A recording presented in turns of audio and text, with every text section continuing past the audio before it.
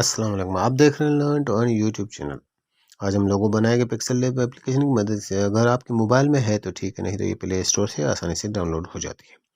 इसका लिंक भी मैं डिस्क्रिप्शन में दे दूंगा, आप वहां से भी डाउनलोड कर सकते हैं। तो उसको ओपन करने के बाद हमने यहाँ पर डिलीट के ऑप्शन पर क्लिक करना है, प्लस के आइकन पर क्लिक करना है और यहाँ से हमने एक शेप को ऐड करना है। एक शेप को ऐड करने के बाद जनाब हमने उसका कलर जो है वो ब्लैक सेलेक्ट करना है।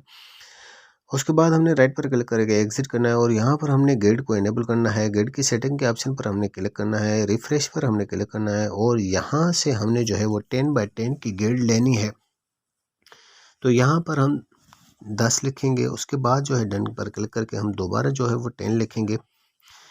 ये 310 हो गया, मैंने 3 को हटा देना है, डन पर क्लिक कर देना है और ये यहाँ पर हमारे 10x10 लाइन की जो है वो एक गेड स्क्वायर में आ चुकी है। उसके बाद हमने शेप को कुछ इस तरीके से यहाँ पर कर दिया है और ये यहाँ से आप याद रखिएगा, ये तकरीबन 6 to 7 लाइंस की जो है मैंने एक लंबी शेप बनाई है। तो हम यहाँ पर जो है जनाब इसको कुछ इस तरीके से रोटेट पोजीशन में रखेंगे। मैं रोटेट पोजीशन आपको दिखा देता हूँ। इसकी रोटेट पोजीशन होगी 22। तो इसी तरीके से हमने इसी तरह का एक और शेप बनाना है और उसको हमने नेगेटिव में 22 पोजीशन पर रखना है रोटेट में। तो ये हमने इसी की कॉपी बना ली और यहाँ पर अब हमने इसको 22 नेगेटिव में रखा है।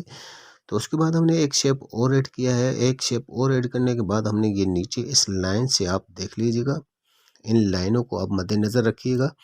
ये 5x5 की ए हम बना रहे हैं।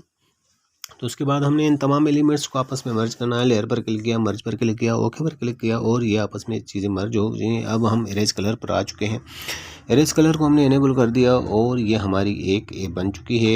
ए पर हमने फिर हमने प्लस पर क्लिक किया और यहाँ से हमने एक और शेप को ऐड किया और इसका कलर भी हमने ब्लैक कर दिया और इसको हमने कुछ इस तरीके से यहाँ पर प्लेसमेंट कर दिया है।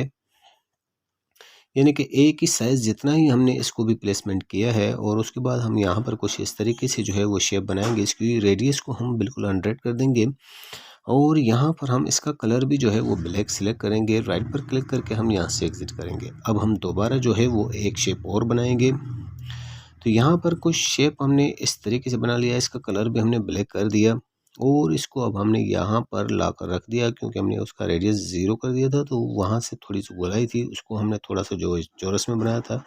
मैं आपको जूम करके दिखा देता हूँ। कुछ इस तरह की जो है हमने ऊपर से शक्ल बना ली है, आप यहाँ पर देख सकते हैं। उसके बाद हमने इसी स्क्वायर की एक और कॉपी बनाई जो हमें नीचे के हिस्से में काम आएगी। तो यहाँ पर मैंने इसको प्लेसमेंट कर दिया। यहाँ पर मैंने एक शेप और ऐड कर दिया और यहाँ पर मैंने गेड को फिर इनेबल कर दिया ताकि आपको समझ में आ सके। तो यहाँ पर कुछ इस तरीके की ये जो 2 स्क्वायर की जो है हमने यहाँ पर शेप बनाई और उसके रेडियस को हमने 100 कर दिया। उसके बाद हमने कुछ इस तरह का जो है वो शेप बना दिया है। उसके बाद हमने फिर एक और शेप को ऐड करना है। एक और शेप को ऐड करने के बाद ये तकरीबन 6x6 स्क्वायर्स का जो है वो स्क्वायर है। इसके बाद हमने इसका रेडियस जो है वो यहाँ से बिल्कुल 100 पर कर देना है। ये कुछ इस तरीके का शेप बन जाएगा। हमने इसका कलर भी ब्लैक सिलेक्ट करना है और उसके बाद जनाब हमने यहाँ पर एक और शेप जो है फिर ऐड कर दिया और इस शेप को अब हमने बनाना है 4x4 का। तो आप ये देख लीजिएगा, ये लाइनें गिन कर काम कीजिएगा। थोड़ा बहुत अगर आपके ऊपर नीचे हो गया तो आपका सही लोगो नहीं बनेगा। तो ये 4x4 लाइंस का जो है हमने स्क्वायर सिलेक्ट करना है और इसके बाद हमने इसका जो है वो रेडियस को 100 कर देना है। उसके बाद राइट पर क्लिक करना है, लेयर पर क्लिक करना है और अब हमने यहाँ पर जो हमारा ए शेप था हमने उसको इनविजिबल कर देना है। उसके बाद हमने बकाया काम करना है। तो यहाँ पर हमने प्लस के आइकन पर क्लिक किया, फिर हमने एक शेप और ऐड किया। तो यहाँ पर जो है हमने सारा काम शेप से ही करना है, तो इस वजह से बार बार शेप्स पर जाना पड़ रहा है। तो हमने यहाँ पर फिर एक और शेप ऐड किया है और यहाँ पर हम जो है उससे कुछ इस तरीके से जो है वो छोटा करके आप यहाँ पर देख सकते हैं मैंने प्लेसमेंट कर दिया है। तो हमने कुछ इस तरीके से ये प्लेसमेंट की है और यहाँ पर फिर हमने एक और शेप ऐड कर दिया और इसको हमने यहाँ पर थोड़ा ड्रैग करके इस तरीके से हम थोड़ा बड़ा करके जो है वो नीचे रख देंगे। उसके बाद हमने इन तमाम एलिमेंट्स को जो है वो आपस में मर्ज करना है सिवाय उस ए वाले शेप के। सिर्फ ए वाले शेप के अलावा बाकी तमाम चीज़ों को आपस में मर्ज करना है। तो तमाम को सिलेक्ट करना है। उसके बाद हमने मर्ज के साइन पर जो है वो क्लिक करना है और ओके पर क्लिक करना है। उसके बाद जनाब यहाँ पर इरेज कलर के ऑप्शन पर हमने क्लिक करना है और इसे इनेबल कर देना है। तो ये हमारा कुछ इस तरीके की डिज़ाइन बन चुकी है। टॉलरेंस को आप बढ़ाकर फुल कर दें ताकि थोड़ी बहुत जो कमी पेशी हो वो ख़त्म हो जाएगी। तो अब हमने यहाँ पर जो अपना ए वाला शेप था उसको विजिबल कर दिया है, फिर हमने दोबारा ग्रिड को ऑन कर दिया। उसके बाद हमने फिर एक और शेप को ऐड किया और यहाँ पर शेप को जो है वो हम कुछ इस तरीके से ऐड करेंगे। इसकी ओपासिटी को हमने रेडियस को बिल्कुल बढ़ा देना है और इसका कलर जो है जनाब हमने वो यहाँ से वाइट ही रहने देना है। और यहाँ पर आप ये देख सकते हैं, यहाँ पर अभी ये थोड़ा सा काम अंदाजे से करना है, तो इस हिसाब से आपने यहाँ पर खड़ा करना है। उसके बाद हमने मास्क को सिलेक्ट करना है, उसको इनेबल नहीं करना है।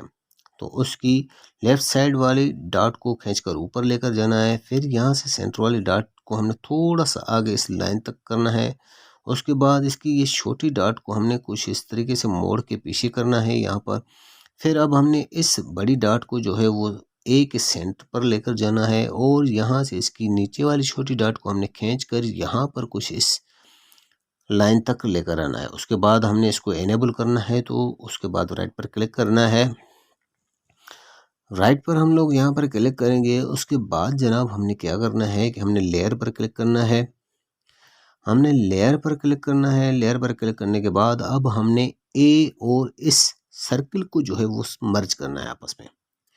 याद रखिएगा, ए को और सर्किल को मर्ज करना है। उसके बाद ओके पर क्लिक कर दिया, इरेज कलर पर इनेबल कर दिया, इरेज कलर को इनेबल कर दिया।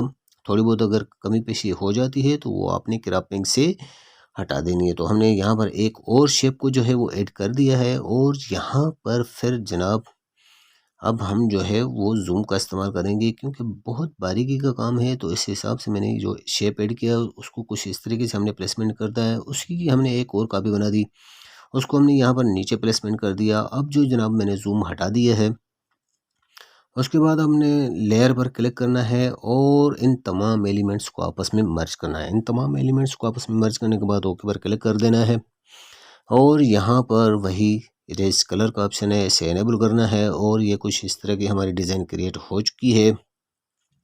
टॉलरेंस को बढ़ाकर हमने 70 पर कर देना है और उसके बाद जनाब हमने इसका कलर चेंज करना है। तो हम इसका कलर चेंज करने के लिए कलर वाले ऑप्शन पर आ चुके हैं। यहाँ से आप किसी भी किस्म का जो है वो कलर ले सकते हैं, डार्क किस्म का। तो यहाँ पर मैं जो है ये कलर ले रहा हूँ। उसके बाद मैंने ओके पर राइट पर क्लिक कर दिया। अब जो हमारी जनाब आती है हमारे 3D शेप की, मैं इसको 3D शेप पर इनेबल करता हूँ। 3D शेप को मैं जैसे ही इनेबल करता हूँ तो ये थोड़ा बहुत फटा हुआ आता है, तो इसकी साइज़ को आपने थोड़ा बहुत कम या ज़्यादा करना है, तो ये आपका 3D शेप सही हो जाएगा। उसके बाद जो है यहाँ पर हमने इसकी वाई रोटेशन को थोड़ा सा कम कर दिया माइनस में और यहाँ से इसकी लाइटिंग एंगल को भी सेट कर दिया। अब बैकग्राउंड पर आते हैं। बैकग्राउंड का कलर हमने सिलेक्ट करना है। कलर सिर्फ एक ही मैं सिलेक्ट करूँगा और इसका कलर से ही जो मैंने बैकग्राउंड चेंज कर दिया है, बैकग्राउंड इसका चेंज हो चुका है। मुझे उम्मीद है कि आपको ये लोगो बहुत ही पसंद आएगा। इसके बाद हमने इसको रिलेटिव पोजीशन पर सेंटर पर करना है और सेव वाले ऑप्शन पर हमने क्लिक करना है। सेव एज इमेज पर क्लिक करना है।